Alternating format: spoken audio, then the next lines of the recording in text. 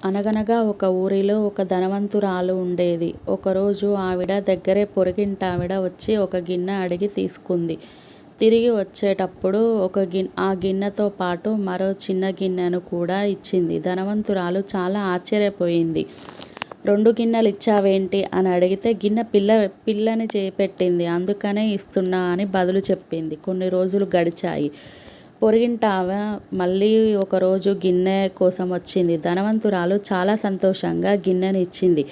ఒకసారి తిరిగిచ్చేటప్పుడు ఎలాంటి గిన్నెని ఇస్తుందోనని ఆతృతతో ఎదురు చూసింది. కానీ పొరుగింటామేమో అసలు గిన్నెను తిరిగివ్వలేదు. చాలా రోజులు చూశాక ఆ ధనవంతురాలే వెళ్ళి గిన్నె గురించి అడిగింది. పొరుగింటామేమో ఏడుపు మొహం పెట్టి, మీ గిన్నె చనిపోయిందండి అని దుఃఖ సమాచారము చెప్పింది. గిన్నె చనిపోవడం ఏమిటండి అని ధనవంతురాలు మహా ఆశ్చర్యంగా అడిగింది. దానికి పొరుగింటామె, గిన్నె పిల్లల్ని పెట్టగా లేంది చనిపోతే ఆశ్చర్యం ఎందుకు అని అడిగింది. ఇది విన్న ధనవంతురాలు ఏమో మాట్లాడలేక ఇంటికి వెళ్ళిపోయింది.